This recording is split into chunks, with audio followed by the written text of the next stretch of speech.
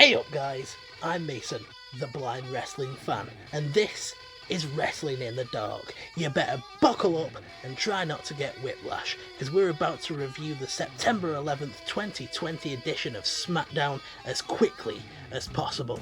Are you ready? Let's go! The show kicks off with the Universal Champion Roman Reigns making his way down to the ring with Paul Heyman. Heyman says that Roman wrecked the Fiend, wrecked the Monster, and captured the Universal Heavyweight Championship. He says that a man that is Roman's cousin, but may as well be his blood brother, has stepped up and introduces Jey Uso as the #1 contender. Jey comes out and he says that at Clash of Champions he gets to face his family, his blood, and he thanks Heyman for the opportunity. Heyman says that it wasn't his idea, it was Roman's idea. He was just following orders. Roman tells Jey not to thank him either. He says that they've been talking about this for years. Nobody gave Jey this opportunity, he earned it himself.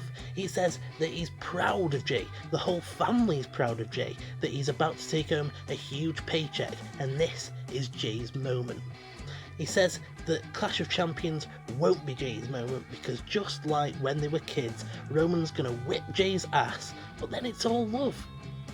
Then Baron Corbin interrupts. He comes in and says that Roman pulled some strings to get a hand-picked opponent for his first defence, and it just so happens to be his cousin. He says he hates nepotism. Nothing makes him more sick than to see someone wandering around abusing their power. Sheamus comes out, he agrees. He says that he's shocked at the level of string pulling, and that when he took Biggie out of the equation last week it should have been a triple threat. He says he didn't have time to prepare for Jey Uso. Uso then challenges Corbin and Sheamus to a tag match between themselves and Jey and Reigns. He says that it's going to be the Blood versus Butt Mud. I actually really enjoyed this opening segment. I love that they're playing up that Roman and Jey really respect each other, because you know what? Playing up the family ties aspect of this is going to make it all the more shocking when Roman absolutely destroys Jey. I mean, he really needs to destroy Jey. Jey has to get carried out there on a stretcher, maybe even take a couple of weeks off after this. The fact that he's willing to do that to his own family, his own blood, is just going to make Reigns seem even more of a heel than usual. I also quite enjoyed the joke about Corbin hating people who abuse their power. All in all, this was actually a pretty good opening to the show. Backstage, Sami Zayn's making it perfectly clear that he is not happy that Jeff Hardy and AJ Styles are about to battle over the Intercontinental Championship. That match is up next. In the ring, they're making the championship introductions, but Sami Zayn interrupts and he says, "How dare you do this? I take a couple of months off for personal reasons, and WWE takes it upon themselves to crown a sham champion." Adam Pearce comes out, and Sami thinks that Pearce is going to be on his side, but he actually just escorts Sami away from ringside as Sami screams, "This is an insult and you should all be ashamed of yourselves." AJ takes advantage of this situation and he hits a cheap shot on Jeff Hardy. As the match begins, Hardy hits a twist of fate pretty quickly, looks to follow it up with a swanton bomb, but AJ manages to avoid it. Throughout the match, AJ does a pretty good job of countering Hardy's offense, working the previously injured knee, but it doesn't take long for Sami to come back out, launch an attack, and get the match thrown out. Backstage, AJ says that he doesn't care where, he doesn't care when or how, he knows he can beat Sami and he can beat Jeff Hardy too. Shinsuke Nakamura and Cesaro take on the Lucha House Party next, but the Street Profits are in the Championship Lounge trying to scout out the SmackDown Tag Champs ahead of their match on the upcoming episode of Monday Night Raw. The actual match was pretty short and pretty pointless, if I'm being honest. The one bit that I really enjoyed was the fact that Shinsuke hit a running knee, which Cesaro followed up with a gut wrench suplex, but Michael Cole did call it a gut wrench throw. Why, Michael? Why do you do these things? Towards the finish of the match, you cut backstage, the Street Profits are being all obnoxious, basically being themselves in the Championship Lounge, partying away, and this distracts Cesaro and Shinsuke long enough for Kalisto to get a sneaky win over them. Like I said, pretty short, pretty pointless, but they're just trying to give a little bit of motivation to the match on Monday, I guess, so whatever. We've all been waiting a week to find out the answer to why, Bayley, why? So next up we get the arrival of the Sasha Basher, the big bad bullying best buddy backstabbing Smackdown Women's champ, Bayley.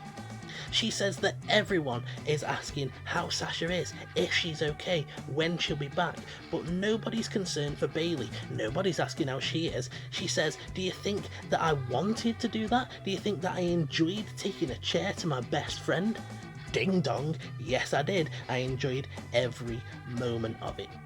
She says that she always knew that Sasha was just waiting to strike.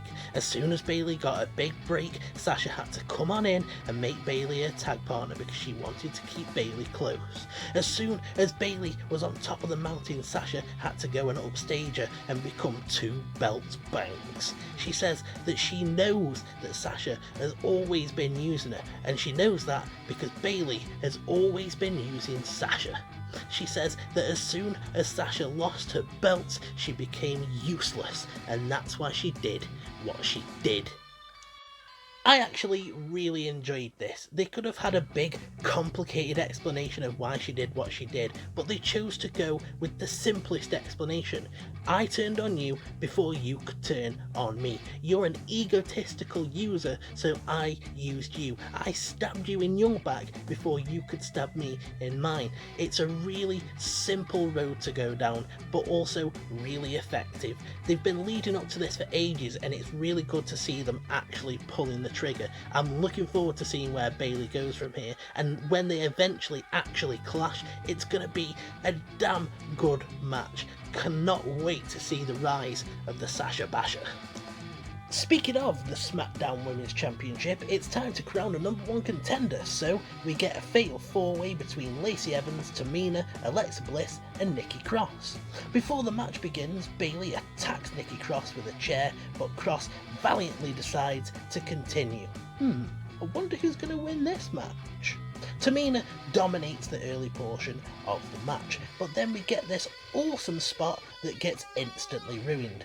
Alexa Bliss has been acting fairly normal throughout the early portion of the match. Michael Cole's playing up on the fact that she doesn't seem to be suffering any effects from the Fiend, but then she hits her sister Abigail on Nikki Cross, and they cut to a goddamn break.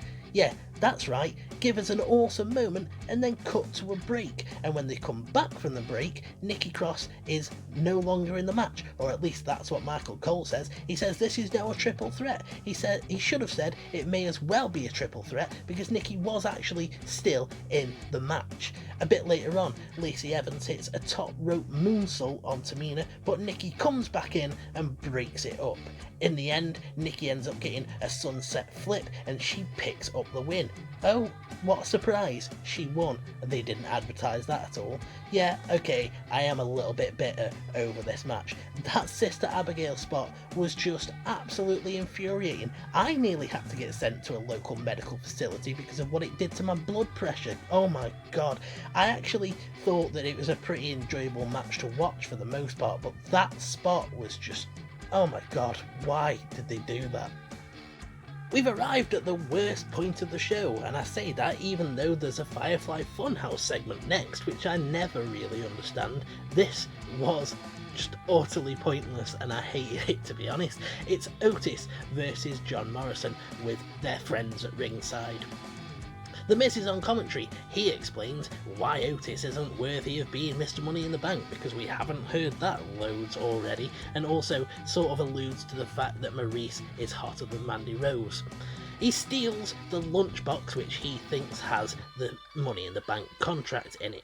Otis delivers the caterpillar to John Morrison and wins, and then backstage, surprise surprise, the lunchbox doesn't have the contract in it anymore because all of his style and good looks doesn't mean anything, and the Miz is as thick as two short planks of wood.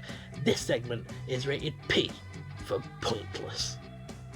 I tell you what, mate, I really hope that this doesn't lead to Otis losing the Money in the Bank contract. I really don't buy in to this Otis isn't a worthy Money in the Bank type guy. I think it's a really shallow thought, and to be fair, that would be fine if it was just WWE that thought it, but it seems that a portion of the fan base actually believes it. I personally think it'd be way better if Otis gets brave, stands up to Roman, cashes in, and gets utterly destroyed, just like Roman has utterly destroyed Jey and utterly destroyed anyone else who's gone up against him. I just think that it'd be a way more emotional payoff for Otis's story as opposed to just losing it to the far more attractive Miz. Like I said, I would understand if this was just something that WWE was pushing, because it'd just be me getting worked by the fact that I like Otis and I don't feel like someone who is quote unquote ugly, because I don't even know what he looks like because I'm blind, shouldn't be champ. I don't buy into it, and I really hope that they don't take it off of him because the fans are being shallow. Yay! It's time for the Firefly Funhouse! Isn't this gonna be fun and creepy and weird? Funhouse Bray says that thanks to Roman Reigns, something important is missing from the Funhouse. But it's how you experience loss, how you deal with it, that defines who you become. And he introduces a brand new friend to the Firefly Funhouse. It's Pasquale, the persevering parrot, who's dead because Bray didn't cut air holes in the box. Anyway, Puppet Vince says that he has lost trust in Bray, and he says that he needs a special advisor, introducing a parody of Heyman, a walrus, whose name I didn't quite catch. Fair enough, it was weird, but the whole Firefly Funhouse is weird, so par for the course. It's main event time, tag team time, Jey Uso and Roman Reigns versus Baron Corbin and Sheamus. Jey's making his way down to the ring, making his entrance, but he gets attacked before the bell even rings. As the match gets started, Corbin and Sheamus take advantage of the sneak attack, and it basically becomes a 2-on-1 handicap match. Corbin hits a deep 6 at one point, but Uso kicks out. Uso tries to rally quite a few times, but the numbers game is just too much for him. Sheamus ends up hitting an Irish curse. Oh no, wait, Michael Cole just said the wrong thing, and Graves has to correct him. It was actually white noise. Then Sheamus is looking for a brogue kick. It's looking really bad for Jey, but Roman decides this is his moment. This is when he's going to come down to the ring. This distracts Sheamus enough that Jey can get back into it. He ends up going up to the top rope, looking for a splash. Roman blind tags, but Jey doesn't realise. Jey hits the splash, but he's not legal, and then Roman ends up hitting the spear and picks up the win. Oh man, this was great.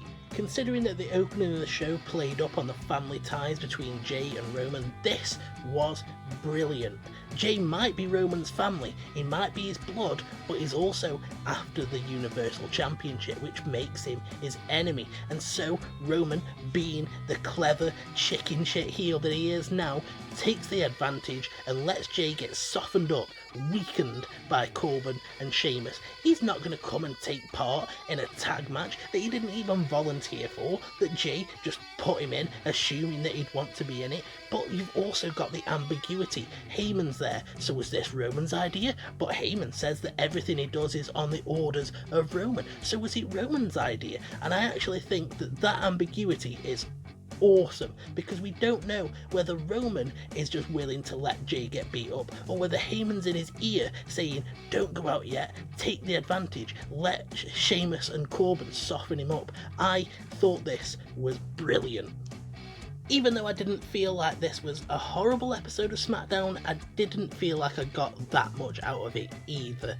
Bayley's explanation was entertaining, the Fatal 4-Way was entertaining other than the Sister Abigail spot, and the main event was actually really good. But other than that, I feel like I could have just skipped over the rest, to be honest. It didn't feel like it was of any consequence. And as for the Otis segment, I just felt like it was really pointless. I would give this episode a 3 out of 6. It was just a middle of the road episode.